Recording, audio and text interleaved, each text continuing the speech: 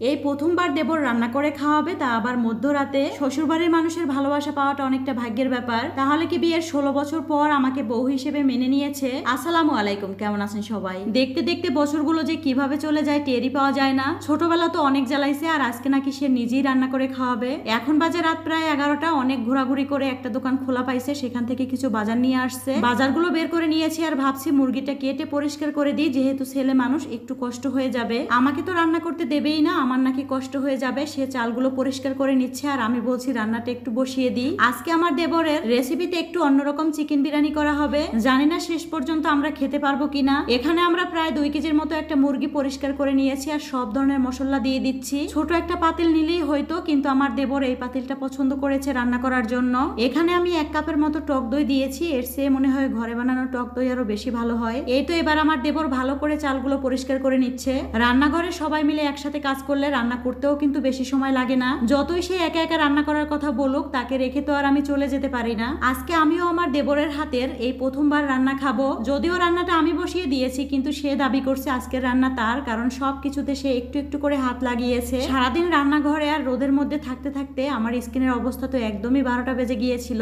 এজন্য আমি প্রতিদিনই কিন্তু স্কিন কেয়ার করে থাকি। প্রথমেই আমি সাবান দিয়ে স্কিনটা পরিষ্কার করে নিয়েছি। একটা সময় তো স্কিন কেয়ার বলতে একটা সাবান আর চুলের জন্য একটা তেলকেই বুঝতাম। সারাদিন রান্নাঘর আর রোদের মধ্যে থাকতে থাকতে ত্বকে কালো দাগ, মেস্তা, ব্রণের সমস্যা, বিভিন্ন সমস্যা দেখা দেয়। এই জন্যই আমি বিউটি প্রোডাক্ট বাই রশি ফেসবুক পেজ থেকে এই কম্বোটি অর্ডার করেছিলাম। যাদের মুখে মেস্তার সমস্যা, ব্রণের সমস্যা, বিভিন্ন ধরনের দাগ আছে, নিয়মিত ব্যবহারে কিন্তু অনেক ভালো ফলাফল পাবেন। প্রথমেই সাবান দিয়ে স্কিন পরিষ্কার করে নাইট ক্রিম দিতে হবে। অনেকের আবার মুখের স্কিন অনেক বেশি সুন্দর থাকে, কিন্তু হাত পা কালো থাকে, তাদের জন্য হচ্ছে এই বডি ক্রিম। নিয়মিত ব্যবহারে এটাও সমানভাবে কাজ করবে। আমরা অনেকেই আছি স্কিন কেয়ারের প্রোডাক্ট কেনার পর ঠিকমতো ব্যবহার করি না, কিন্তু নিয়মিত ব্যবহারে ত্বক কতটা উজ্জ্বল হয় দেখেন। এই কম্বোটি আপনাদের কাছে ভালো লাগলে আপনারাও নিয়ে নিতে পারেন। পেজ লিংক আমার ভিডিওর উপরে দেওয়া থাকবে। এই তো এদিকে আমার দেবর অনেক সুন্দরভাবে রান্না করে নিচ্ছে, আর সে যে প্রথমবার এত সুন্দর রান্না করতে পারবে আমরা তো ভাবতেই পারিনি। আপনারা সবাই তার মুখ দেখে বুঝে গেছেন সে যে কতটা খুশি। আমিও কিন্তু বাবার বাড়িতে বসে একদিন রান্না করার সুযোগ পাইলে অনেক বেশি খুশি হয়ে যেতাম।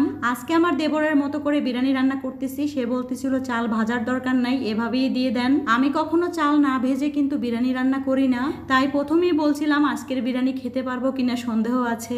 আর বিরিয়ানি রান্নাটা কেমন হয়েছে জানতে হইলে অবশ্যই সাথে থাকতে হবে শেষ পর্যন্ত। খেয়ে তারপর বলবো কেমন হয়েছে। রান্না যেমনই হোক, দেবরের হাতের রান্না, আরো তো প্রথমবার রান্না করছে, ভালো তো বলতেই হবে। বলতে গেলে আমরা দুইজন একসাথেই রান্না করছি। অনেকে হয়তো বলবেন শ্বশুর শাশুড়ি ছাড়া দেবর কিভাবে আসলো। মানুষ বাঁচেই বা কয়দিন, 16 বছর পরেও যদি তারা মনে করে আমাদেরকে তাদের কোনো প্রয়োজন নেই, আমাদের সবকিছু কেড়ে নিয়ে তারা অনেক সুখে আছে, ভালো আছে। ছেলে বউ হয়ে এগুলো দেখেই আমরা ভালো থাকার চেষ্টা করি, আলহামদুলিল্লাহ। আর এখন যে আমার দেবরকে দেখছেন, সে আমার জামাইয়ের কাজিন। দেখবেন কেউ কিছু কেড়ে নিলে আল্লাহ এর চেয়ে অনেক বেশি দিয়ে থাকে।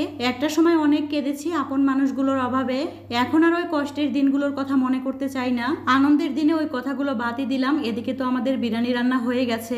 এত সুন্দর একটা ঘ্রাণ বের হয়েছে, ভেবেছিলাম তো কেমন না কেমন হয়। আমার মনে হয় ছেলে মেয়ে সবারই কিন্তু রান্না শেখা উচিত। বিয়ের আগে মাকে রান্নায় সাহায্য করা যায়, আর বিয়ের পরে স্বামী স্ত্রী দুইজনে মিলেমিশে রান্না করা যায়। রান্না করতে করতে রাত প্রায় 1টা বেজে যায়, আর সবার অনেক বেশি ক্ষুধা লেগে যায়। শুধুমাত্র বিরিয়ানি রান্না করেছিলাম, এই কারণে সবাইকে একটু বেশি বেশি করে দিচ্ছিলাম।